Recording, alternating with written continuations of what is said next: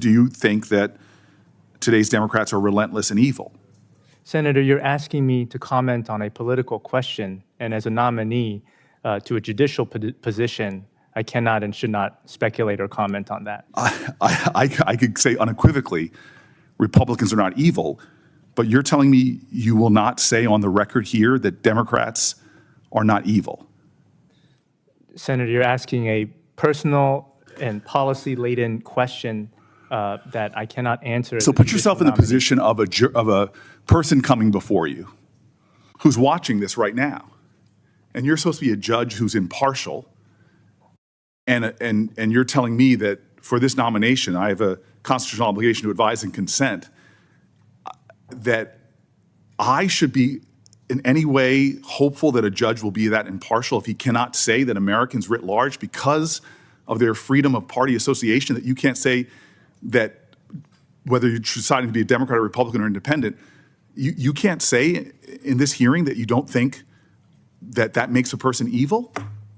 Welcome to Right View Nation, the home of unfiltered truth, unapologetic patriotism, and the American grit the left can't handle. Before we dive headfirst into this circus, smash that like, subscribe, comment, and share button. Help us spread the truth that the mainstream media is too cowardly to touch. So, Senator Cory Booker wants to play moral high priest now. Are we really going to sit here and pretend that Cory Booker, the same guy who ran cover for radical leftist policies, who called Trump supporters a threat to democracy, and who treats every judicial nominee like a punching bag, is suddenly the voice of unity and fairness? Give me a break. Thank you, Mr. Chairman. Thank you, Mr. Chairman. And to all the nominees today, it's obviously a time in America where we should recognize people who want to step forward and serve in the public interest, do so at often great sacrifice, not just to themselves, but to their families. So I just want to recognize that this is a very important part of our American tradition, and people that step forward for these offices should be commended for doing that. Mr. Chung, I want to jump right back in to where my colleague was asking you about Mike Davis, if you don't mind me to dig in a little bit more here. And if that's one of my videos, keep it playing. But if it's not me, you should cut it off right now. Do you agree with Mr. Davis that you guys are friends, correct? We are friends, Senator. Yeah, thank you. And Mr. Davis recommended you, or did Mr. Davis recommend you or otherwise mention you to anyone in the Trump administration for this judicial vacancy? I believe he might have, Senator. Thank you, sir. Do you know exactly what did he say or to whom he made that recommendation? I do not know that, Senator. Thank you, sir. Mr. Davis, did Mr. Davis, excuse me, or anyone else associated with the Article 3 project advise or prepare you for any aspect of this nomination? No, Senator. Okay, and Mr. Davis is the founder of the Article 3 project. According to the organization's website, he founded the Article 3 project after he helped Trump win the Gorsuch and Kavanaugh nominations. And Mr. Davis said that we saw how relentless and evil too many of today's Democrats have become. They're Marxist who hate America. They believe in censorship. They have politicized and weaponized our justice system. Do you agree with Mr. Davis's statements that today's Democrats are relentless and evil? Senator, Mr. Davis's views as expressed there are not necessarily the views of mine. I didn't ask if they were necessarily. I just asked, do you think that today's Democrats are relentless and evil? Senator, you're asking me to comment on a political question, and as a nominee to a judicial position, I cannot and should not speculate or comment on that. Sir, I spend a lot of time working to try to affirm this fact that we are one nation under God, that the lines that divide us are nowhere near as strong as the ties that bind us. I'm proud of my relationships with my friends on the other side of the aisle. I think it hurts Mr. Kennedy to when I say that he and I are friends. I could say unequivocally, Republicans are not evil, but you're telling me you will not say on the record here that Democrats are not evil. Senator, you're asking a personal and policy-laden question that I cannot answer. So put yourself in the position of a person coming before you who's watching this right now. And you're supposed to be a judge who's impartial. And you're telling me that for this nomination, I have a constitutional obligation to advise and consent, that I should be in any way hopeful that a judge will be that impartial if he cannot say that Americans writ large, because of their freedom of party association, that you can't say that whether you're deciding to be a Democrat or Republican or independent, you can't say in this hearing that you don't think that that makes a person evil? Senator, I can commit to this committee that whoever comes before my court, should I be fortunate enough to be confirmed, will be treated with respect and their arguments will be and not accorded. A presumption that they are evil. Senator, whoever they are, Republican or Democrat or independent, who steps to my court, they will be accorded full consideration of their arguments. Mr. David, I don't know what you're afraid of. I really don't, Mr. Tang. I honestly don't know where have we gotten to the point in American history that someone up for a position such as yours, and I've seen this courageously from people on both sides of the aisle who understand that the judiciary should be above partisanship, who understand the judiciary in many ways should be a sobered assessor of fact.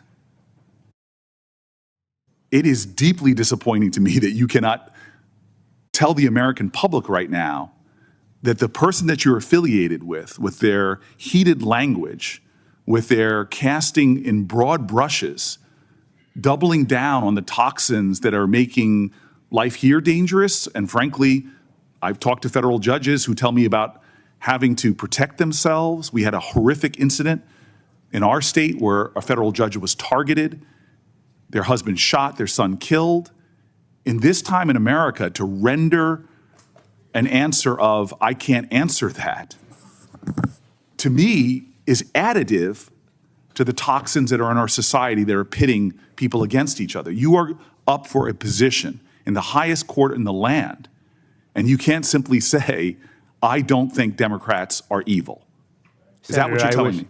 Senator, I wish I were up for a position in the highest court of the land, but I'm up for the Ninth Circuit Court of Appeals. Sir, to Americans, the federal courts are the highest courts in the land. So I appreciate your correction and your diligence and dutiful attention to detail. But right now, I am gravely disappointed that you can't simply say what I can say is that my colleagues are not evil, that Democrats are not evil, that Republicans are not evil, and this kind of rhetoric is damaging. I am deeply disappointed, sir. I'm the chairman now. We've got a new sheriff, and I'm going to call him. Let's talk about what just happened. Booker sits there on his high horse, lashing out at a judicial nominee.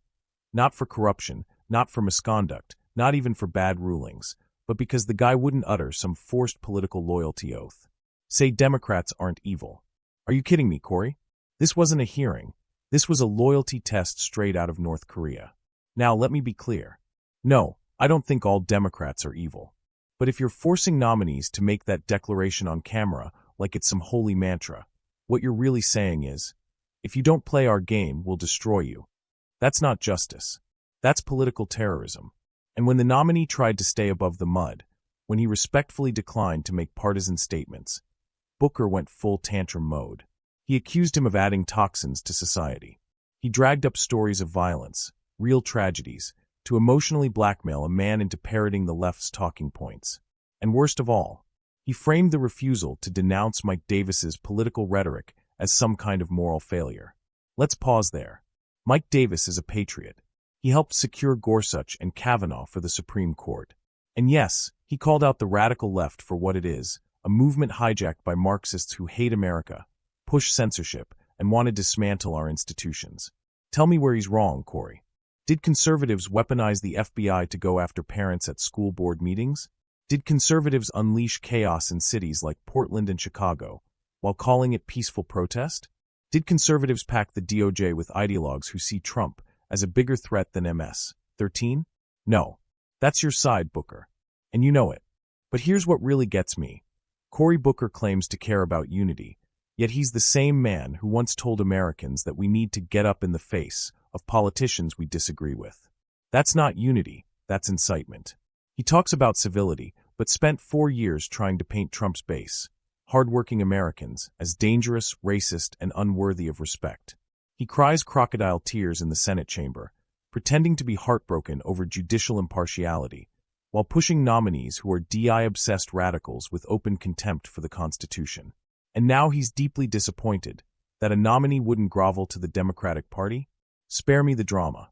Here's what Cory Booker and the rest of the Democrat machine hate. They hate men with backbones. They hate judges who think independently. They hate anyone who won't bend the knee to the progressive mob. But America sees through it. The truth is, Cory Booker isn't interested in unity. He wants submission. He doesn't want impartial judges. He wants ideological clones. And he sure as hell doesn't want the Constitution getting in the way of his woke agenda. Well, guess what, Cory? We're done playing nice. We're not going to sit quietly while you bully nominees who refuse to play identity politics. We're not going to apologize for fighting for American values. And we're sure as hell not going to stand by while you pretend to be a moral authority while pushing policies that weaken our borders, our courts, our families, and our freedoms. If you are tired of fake moral outrage from career politicians like Cory Booker, if you believe we need judges who serve the Constitution, not political parties, if you are fed up with the left's emotional manipulation and double standards, then do what patriots do. Like this video. Comment with your thoughts. Share this with every freedom-loving American you know. Subscribe to Right View Nation, where we never bow, never break, and never back down. This is Right View Nation. This is where the truth still matters. And this is where America's fire still burns bright. God bless you all, and may God bless the United States of America.